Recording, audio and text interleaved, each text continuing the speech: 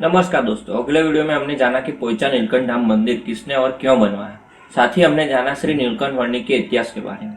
और अब इस वीडियो में हम जानेंगे सहजानंद यूनिवर्स के बारे में। साथ ही में सभी जगह को विजिट भी करेंगे। सबसे पहले जान लेते हैं सहजानंद यूनिवर्स के समय और टिकट के बारे में।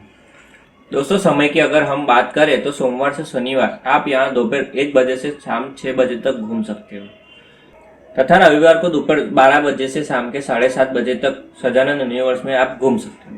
सहजानंद यूनिवर्स की टिकट है बड़ों के लिए 160 रुपये और 4 साल से 12 साल के छोटे बच्चों के लिए 90 रुपये रखी गई है। इसके अलावा नौका विहार प्रदर्शन के लिए 50 रुपये अलग से देने होते हैं।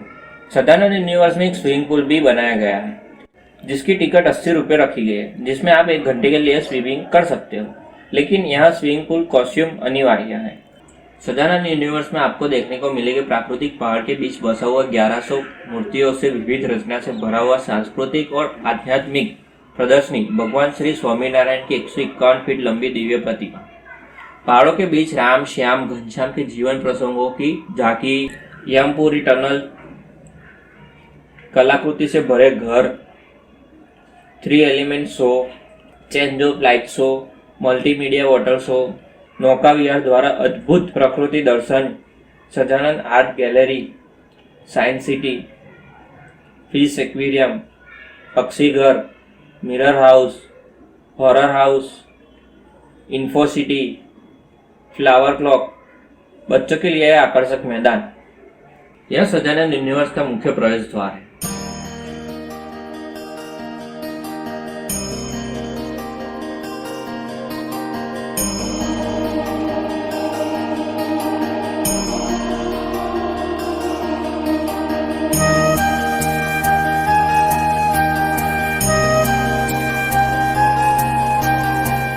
सहजानंद यूनिवर्स में बाहर से खाने की चीजें ले जाना प्रतिबंध है।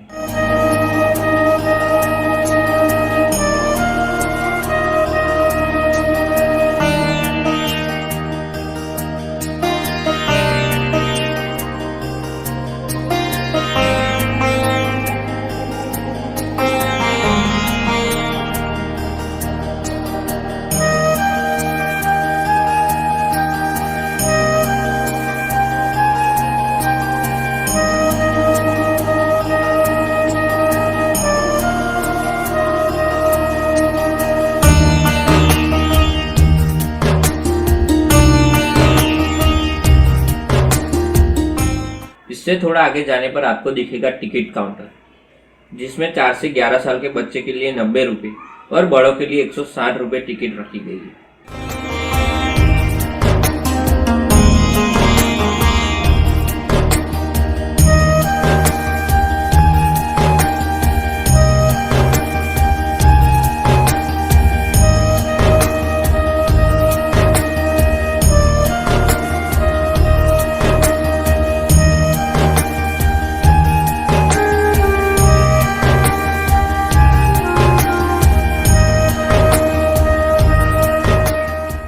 अभी जिस जगह को आप देख रहे हैं उस जगह को हृदय कमल कहते हैं।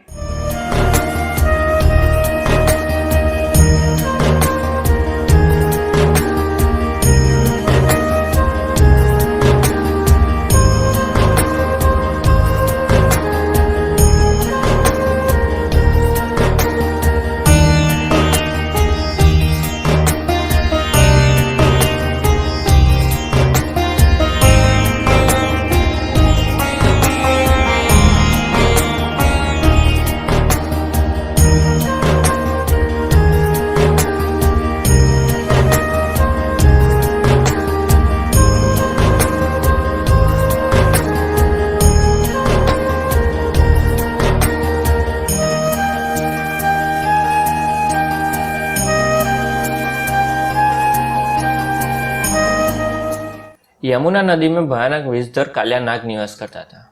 उसकी भयानक विषधर ज्वाला की वजह से लोगों के साथ पशु पक्षी की जान को भी खतरा पैदा हो गया था। भगवान की गेंद कालिया नाग जहाँ रहता था वहां गिर गई।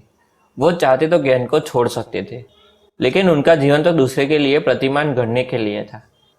भगवान ने कालिया नाग का मुकाबला किया, उसे मारा नहीं बल्कि परास्त किया। कालिया नाग को भी यमुना छोड़कर समुद्र में जाना पड़ा था।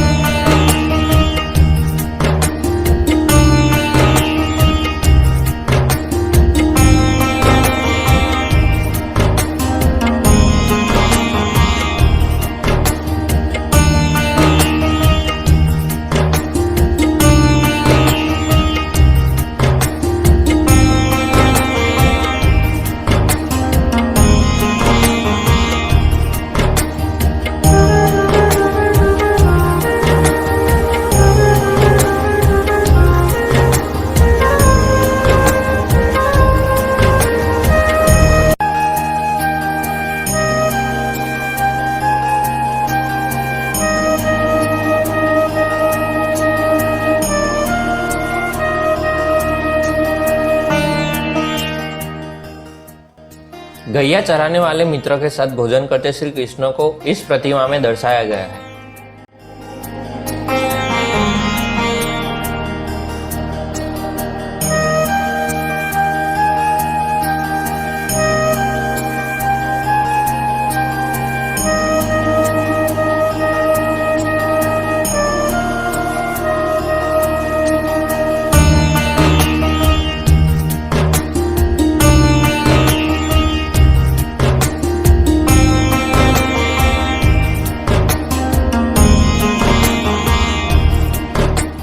बंदरों के पास माला फिरवा कर भक्तों को अपना निश्चय करवाते भगवान श्री स्वामीनारायण।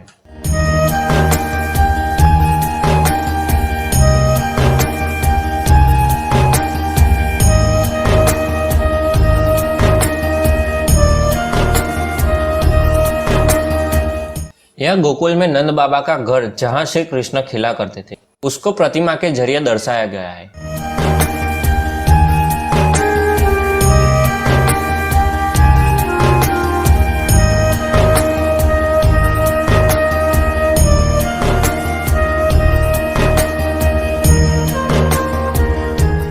अपने मुंह में सारे ब्रह्मांड को दिखाते श्री कृष्ण। इस प्रतिमाओं के जरिए दर्शाया गया है कि राम, लक्ष्मण, भरत और शत्रुघ्न को शस्त्र विद्या सिखाते श्री विश्वामित्री। जंगल में श्री नीलकंठ वर्णी को सत्तू का भोजन करवाते शिव पार्वती को इस प्रतिमा में दर्शाया गया है।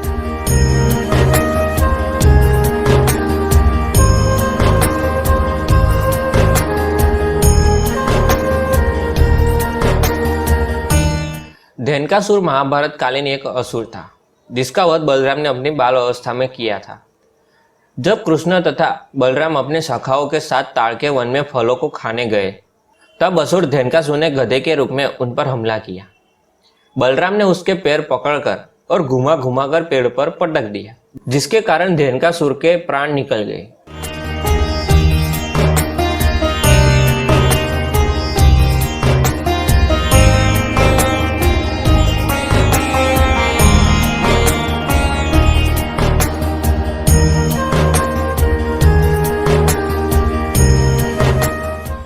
जब रावण ने भेष बदलकर सीता माता का अपहरण करके लंका ले जा रहे थे, तभी जटायु नाम के पक्षी ने रावण का रास्ता रोका, मगर रावण ने उस पक्षी का एक पर काट दिया।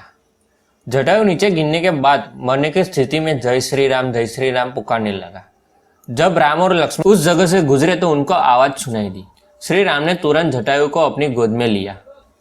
जटायु ने श्री राम को बताया कि रावण सीता माता का हरण कर दक्षिण दिशा की ओर ले गया। इतना कहकर जटायु ने भगवान राम की गोद में प्राण त्याग दिए।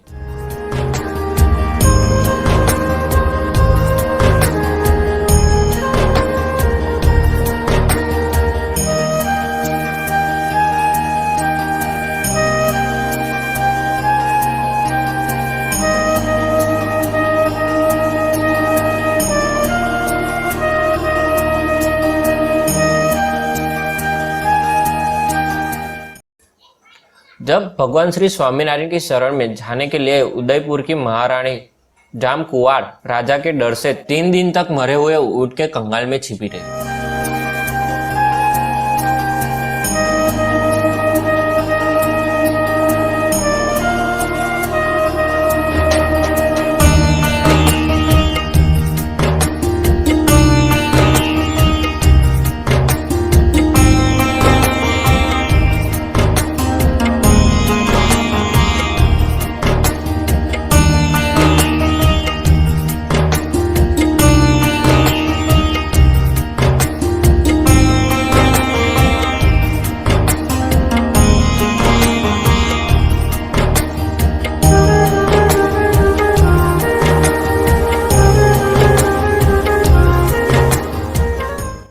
यह संगीत खंड है जिसमें दर्शाया गया है गढ़पुर में अष्टकवि नंद संत भगवान श्री स्वामीनारायण को कीर्ति गान से रिझाते हुए।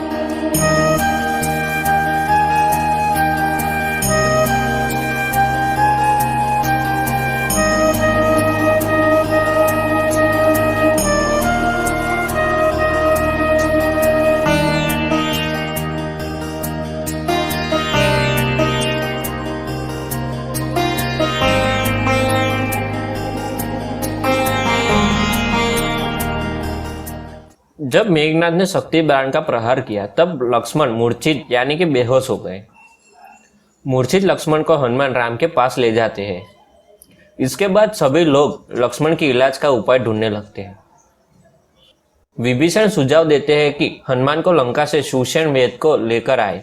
सुसेन वेद श्री राम को कहते हैं कि इनके इलाज के लिए बिना समय गवाए हिमालय पर्वत से संजीवनी बूटी लेकर आए।